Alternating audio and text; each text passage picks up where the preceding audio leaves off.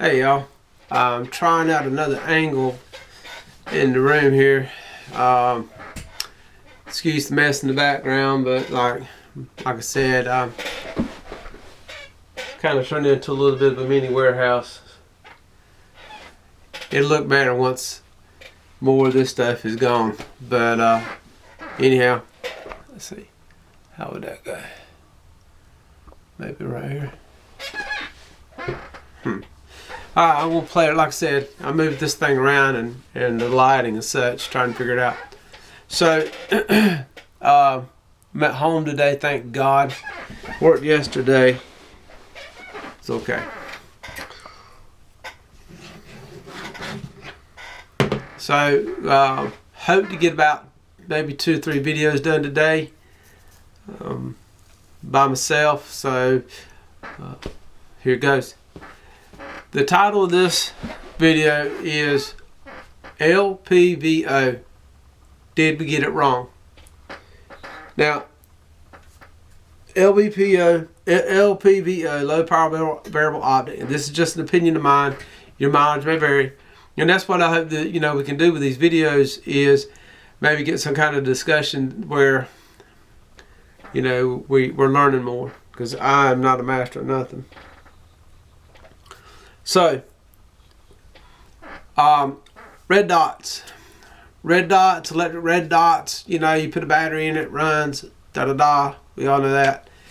And then we started seeing progression into magnification where, we want a little bit more magnification. We want to see a little bit more, we want to see a little bit more, we want to see a little bit more. So we went from like a dead red dot magnification to a 1.5 to 4. Like that was back in the day. You guys are old enough to remember this. 1 to 4 was all you found. 1, 1.5 or 4. 1, 1.5 or 4. And the consumer drives the manufacturer. So here comes the consumer saying, "Hey, I want a 1.5 to 5," and then it became a 6, and now we're all the way up to 8. And I think that the proof is in the pudding, because now you're starting to see people doing away with LPVOs, and the reason why they're doing away with them, in my opinion, is because they're not using them for what an LPVO is made for. An LPVO, low power variable optic, for what it was being used for, should still be a 1.5 to 3 or 4, or the best one is, and I'll get to that one in a second, I'm going to put it off to the side, a fixed power. That is all it should be. And when people started bumping up the magnification, now they want it 6, now they got it all at 8. And I think there's actually an LPVO out there that's all the way up to 10. You might as well put the coin out there and get a 2.5 to 10 by 32 and run it for what this is actually made for. This is not for an LPVO. This is for a high precision shot. The capability of making a high precision better shot. That's what this is for. The LPVO is not made for that. It's made for a more visual situational awareness at that distance that you're looking at, with the probable factor of a better shot. And a good case in point is, probably the best LPVO ever made is the ACOG. A 4-power ACOG, fixed power, and this is where I'll get in that second, but that's probably the best LPVO you can get. The only problem is you're going to have a mortgage to buy the darn thing. So, if you go back and you think about it, if you go back and remember, when the LPVO craze came out and these companies were making these 1 to 4s, that's really where your LPVOs shined. They like a rocket, they peaked, and everything was great about them. You had all different types of designs that went into them, such as BDCs, non-BDCs, personal custom dials that you can send off. You know, you do all the dope, you send the dope with the dials, or send the dope with the scope to the company. They come back, you got a brand new, custom made, that scope is dead to your specifications that you gave the company. And we forgot all about that. We went and tried to push this thing, which is what man does. Man tries to push an element to its peak, and in doing so, we completely go away from the main reason for the creation that we made. Okay, LPVOs, for example. That's what we're talking about. An LPVO is not supposed to be a high precision piece of equipment.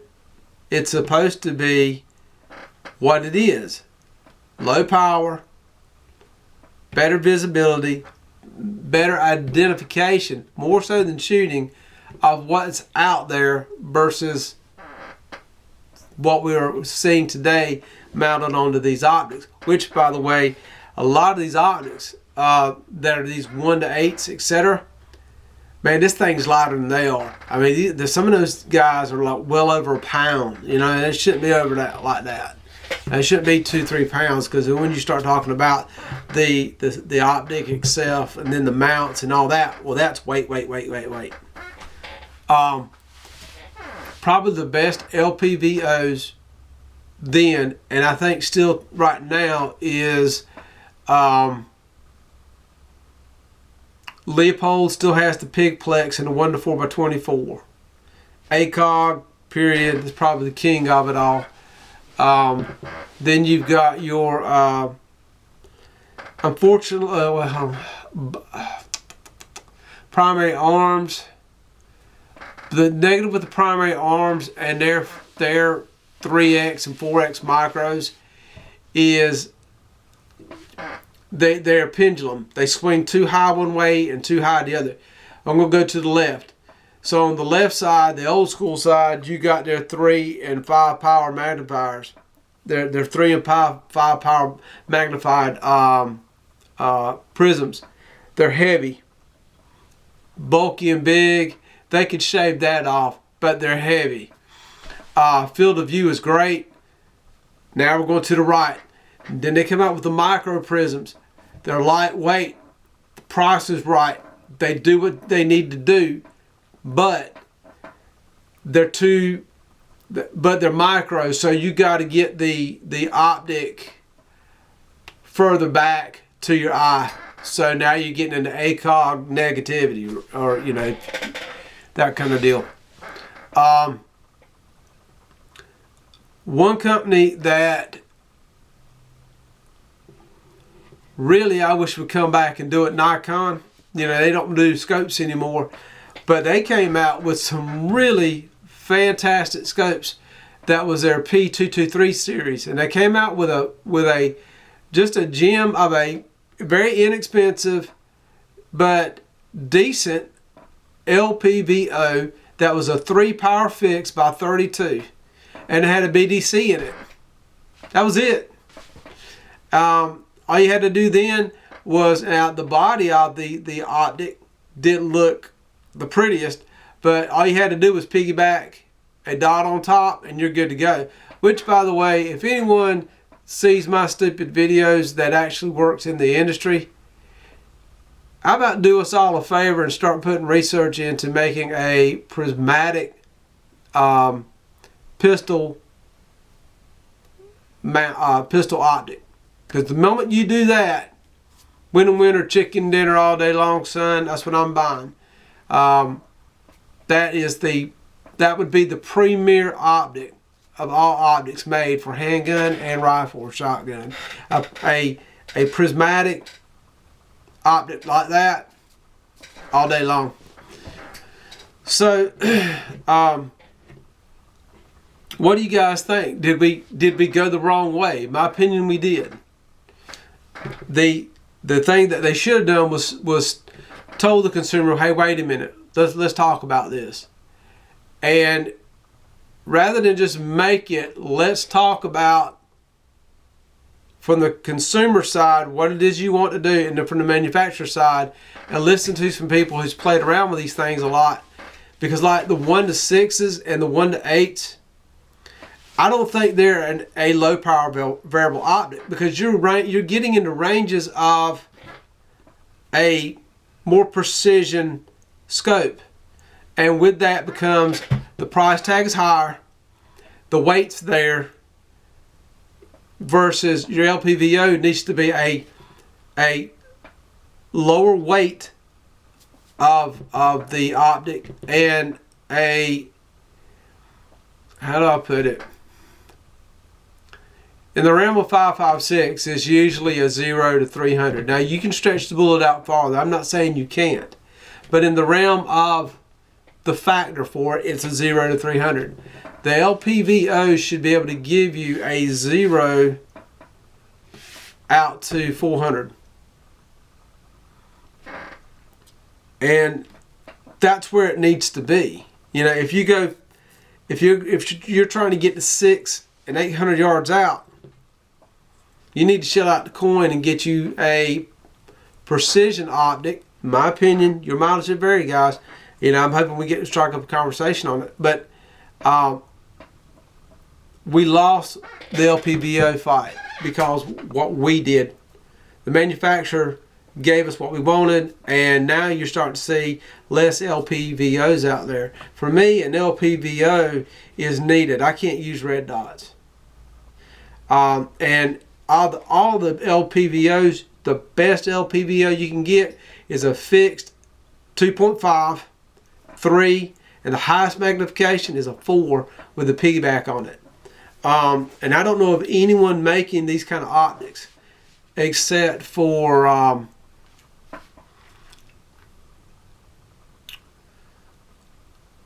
well, I thought Leopold was, but theirs is actually a 1 to 4x24. So the only one that I know of that's actually making a fixed powered LPVO in that realm is probably Primary Arms. It's the only one I can think of. So if I'm wrong on that, if you know the other companies, chime in. I know Steiner has got some designs out there like that, but the problem with that is, man, that's, you know, it's not unreasonably priced, but I think it's too priced. It's like a $500-600 unit. I think they're in the 5x magnification, fixed power. But I think the GLX, Primary Arms GLX 2X prismatic scope is an LPVO that is on par with what needs to be. Which might, you know, I don't have one. I'm not saying it's the greatest, the latest and greatest, and it makes Julian fries. I'm saying it fits the parameter of what a LPVO should be. The positives over a fixed power versus a adjustable power is you don't have. It's going to be a lighter weight. It's going to be a more durable because there's less moving anything in there. And you can focus your time and your energy on providing the best glass at the best quality glass, you know, for the money that the company's going to purchase, into putting into the housing of the optic. Variable power optic, you're doing this. So it's either a first focal, second focal plane, So you're constantly moving back and forth. Whereas I think it's a learning curve to that. You know, something else that you got to add to the formula, versus a fixed power where you know it's fixed. You have all the time in the world because you know it's fixed to work on. Okay, at 100 yards, 200 yards, 300 yards, seeing what it looks like, and you know, if it's something within that 100-yard range, you know, 75 yards, and you got a dot, and then you just, you know, boop, I see it, pop, and hit the steel plate and get your extra point. But I really think the LPVO is not dead, but it's not breathing really good right now. And the reason why is because, you know, we drive what the manufacturer makes, and they're making something that is not an LPVO. They're bulky. They take up a lot of real estate on top of your rail. They're heavier, etc. Versus a 1-to-4 power that could be a small 1-to-4, you know, like a small 1-to-4 unit. Better yet, to get all that, just do a fixed 4 power a scope with maybe a range finder in there and a BDC, you know, a BDC of some type. But that's my opinion. What do y'all think? Be back direct.